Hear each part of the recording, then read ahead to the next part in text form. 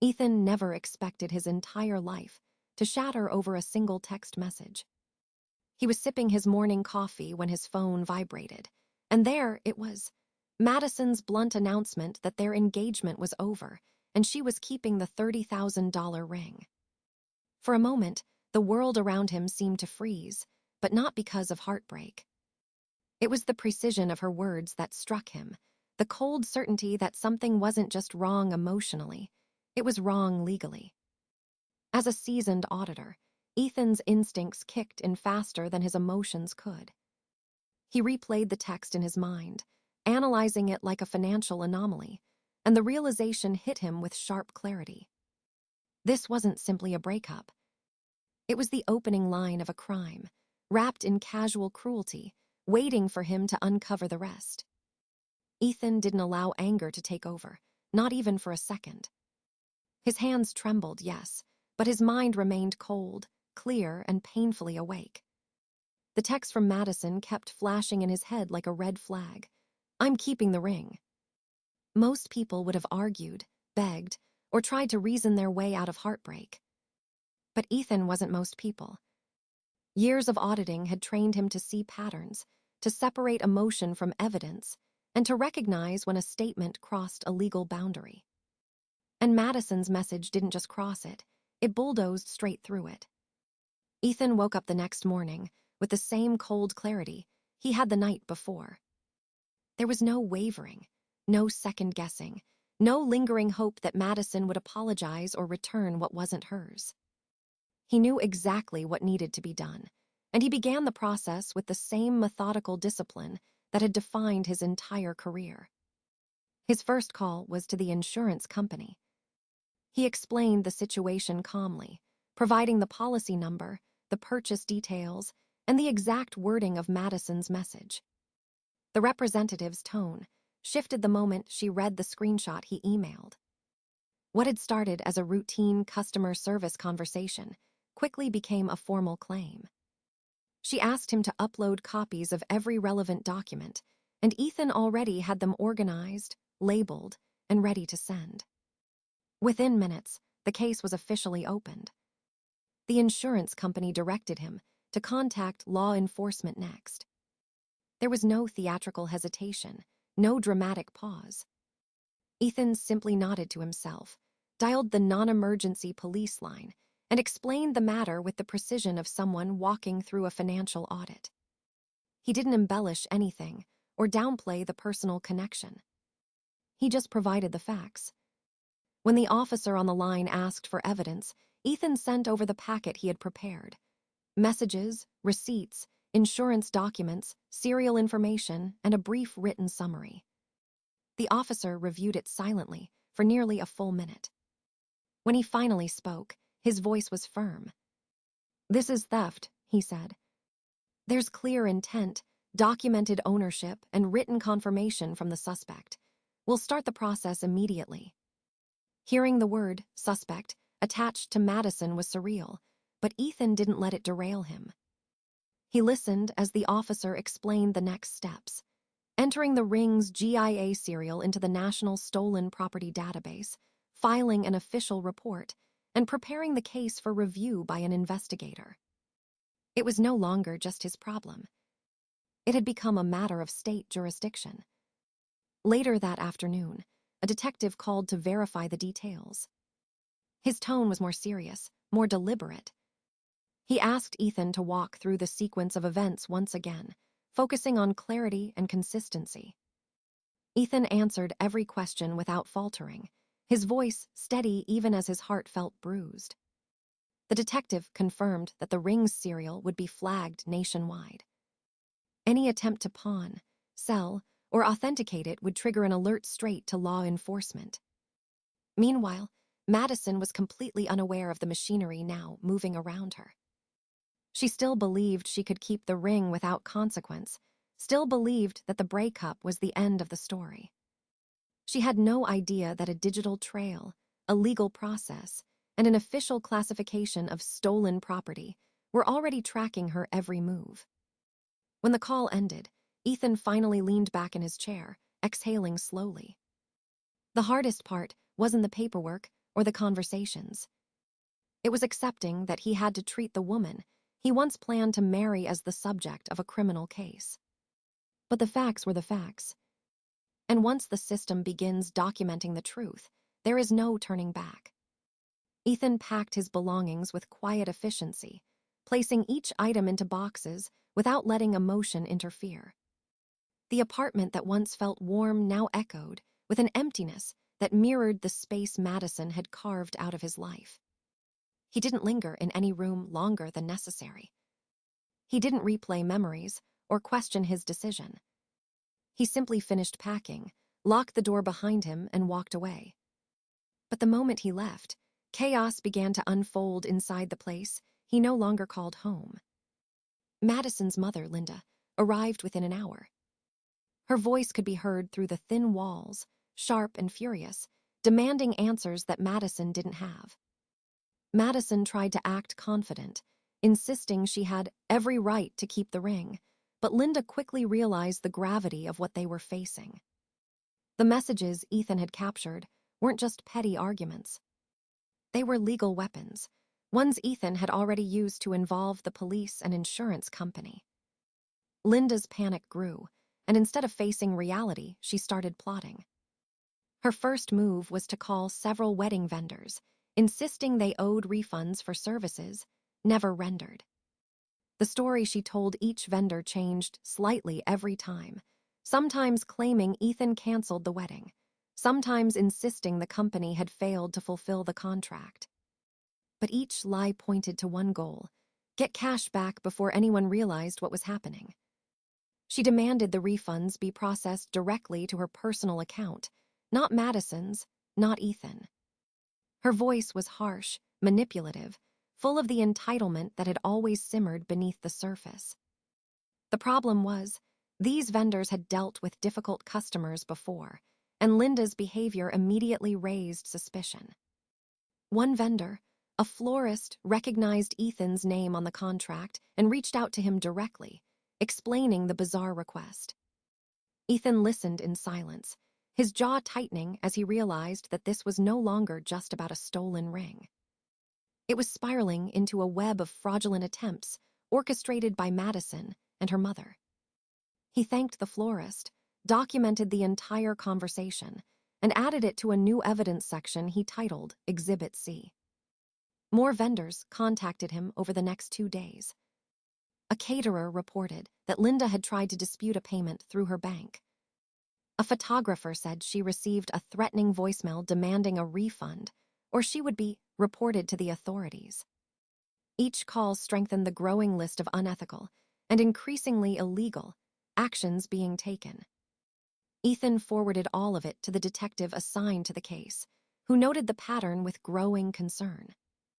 He made it clear that these additional behaviors could open separate investigations if they continued. Meanwhile, Madison was spiraling. She alternated between rage and denial, convinced Ethan was punishing her rather than simply documenting the truth. She vented online, ranted to friends, and tried to convince anyone who would listen that she was the victim. But every attempt to rewrite the narrative only further sunk her into a reality she refused to acknowledge.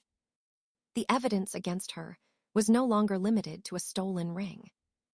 It now included a trail of fraudulent attempts, threats, and manipulations, all traceable, all documented. Ethan watched the pattern unfold with a mixture of sadness and resolve. He hadn't wanted her life to unravel this way. He hadn't wanted Linda to drag her daughter deeper into chaos. But once dishonesty starts compounding, it spreads like a stain, touching everything it comes near. And in this case, every action Madison and Linda took only added more weight to what was already an undeniable ledger of wrongdoing. Madison continued living as though nothing had changed, drifting through her days with an arrogance that bordered on reckless. She still wore the ring proudly, flashing it in selfies, showing it off during brunch with friends, and using it as proof that she had somehow won the breakup. Every photo she posted felt like a taunt, a reminder that she believed she was untouchable. But what she didn't know was that the moment Ethan filed the report, The ring's serial number became a digital tripwire waiting to be triggered. Days later, Madison made the decision that would seal her fate. She walked into a high-end jewelry store with the confidence of someone who had no idea she was carrying stolen property. She spoke to the associate with a bright smile, placing the ring on the velvet pad as if it were a casual transaction. She asked for an appraisal first, then hinted she might be willing to sell it if the price was right. The associate nodded and took the ring to the back room for inspection, completely unaware that this routine interaction was about to turn into something far more dramatic. When he ran the serial number through the system, the alert appeared instantly. A flashing red notification marked it as stolen property filed under an active police report. The associate froze for a moment, his stomach dropping as protocol kicked in. He excused himself to call the store manager, who reviewed the alert with wide eyes before quietly instructing him to stall Madison. She waited at the counter, scrolling through her phone, oblivious to the fact that police units were already being dispatched to the store. The officers arrived quickly, moving with precision and purpose. They entered the store quietly, speaking briefly with the manager before approaching Madison.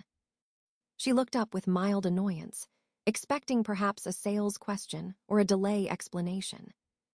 Instead, she found two officers standing beside her, badges visible, faces serious. They asked her to confirm her identity. Confused but compliant, she did. Then came the moment that shifted everything. One officer explained that the ring she had attempted to sell was reported stolen and matched an active case. Madison laughed at first, assuming it was some absurd misunderstanding. But her smile faded when the officer repeated the information, this time reading out the report number and Ethan's name. Before she could protest, they informed her she was being placed under arrest for possession of stolen property. Her voice cracked as she tried to explain that it was her ring, that she was the fiancé, that this was all some dramatic overreaction. But intent didn't matter anymore.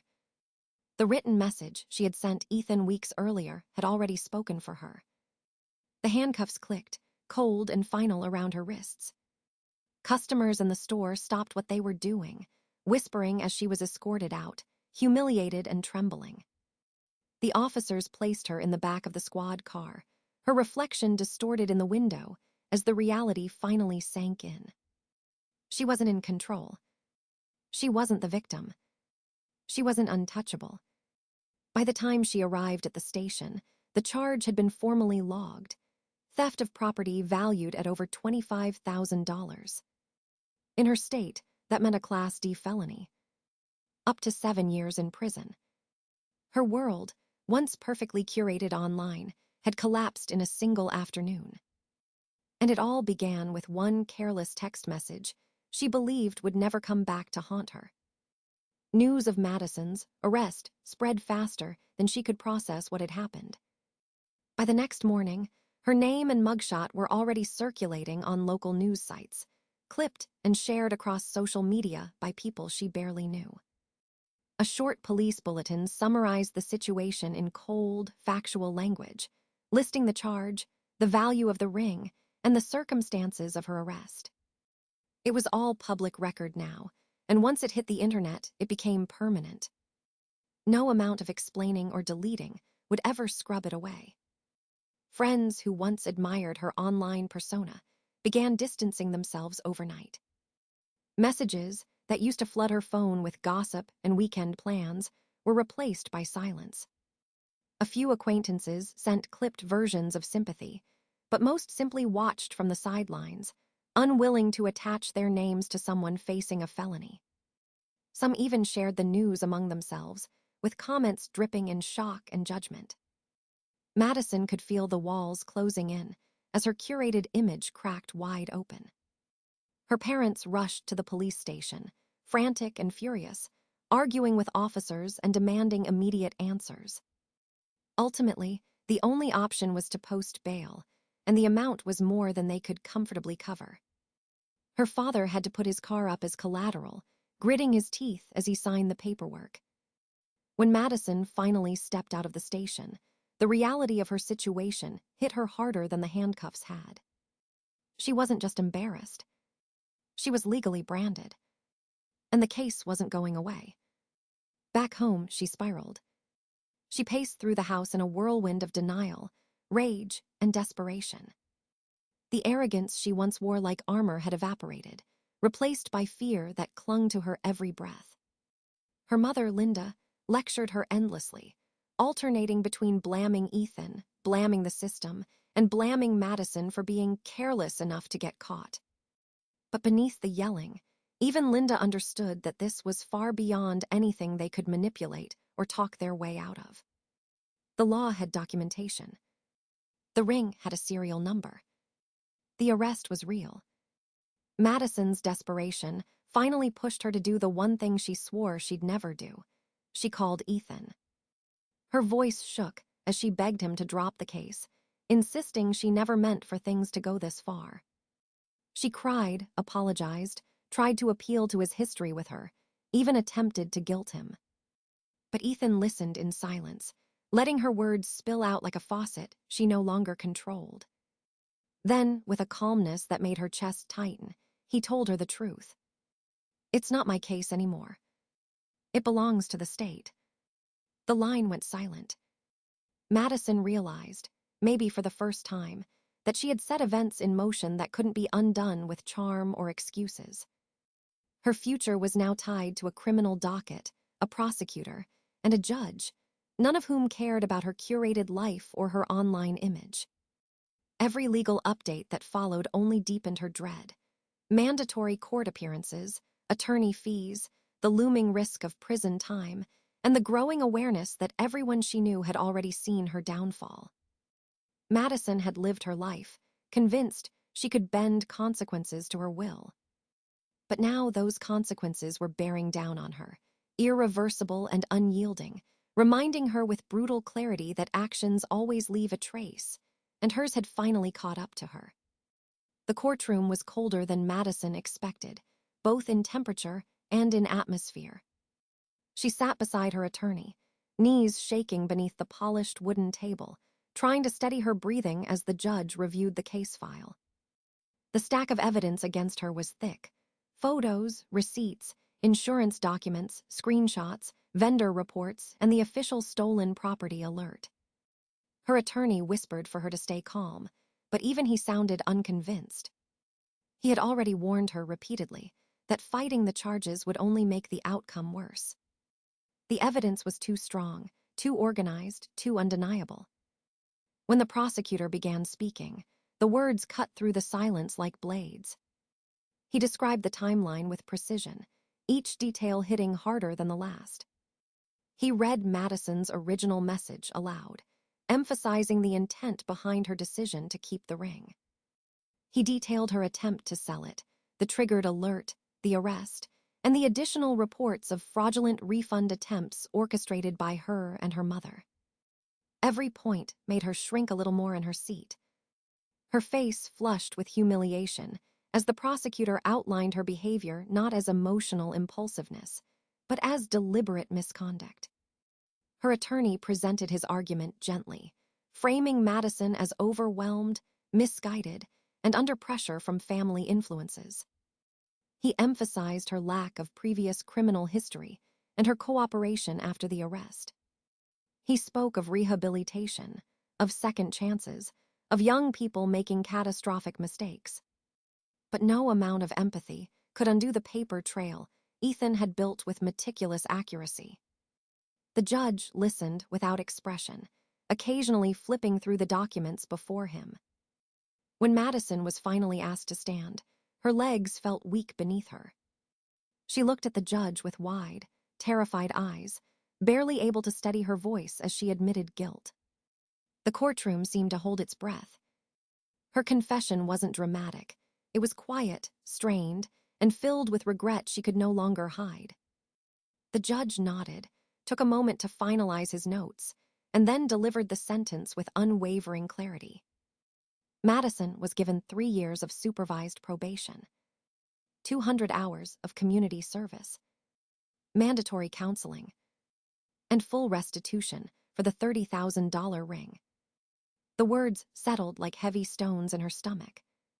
Probation she could endure. Community service she could survive. But the restitution was a long-term chain she hadn't prepared for. Ethan received notice shortly after. He met with the detective, signed the final documents, and reclaimed the ring, now locked inside a sealed evidence bag. He walked directly to a jeweler and sold it, recouping part of his losses. The remaining balance he donated quietly to a charity, wanting nothing from Madison except closure. It wasn't revenge. It wasn't triumph. It was simply the final step in balancing a ledger that had been tilted for far too long. For Madison, the consequences stretched far beyond the courtroom. It took her 8 years to repay the full restitution amount, month after month watching money leave her account as a reminder of a decision she once believed had no consequences. Each payment was a small reminder of a life she had unraveled with her own hands. Her criminal record followed her, affecting job prospects, relationships, and trust. Ethan, meanwhile, moved to a new city, built a quieter life, and rarely thought about Madison except when the monthly restitution notification appeared. To him, it wasn't bitterness. It was a reminder that every action leaves a trace, and every imbalance eventually demands correction.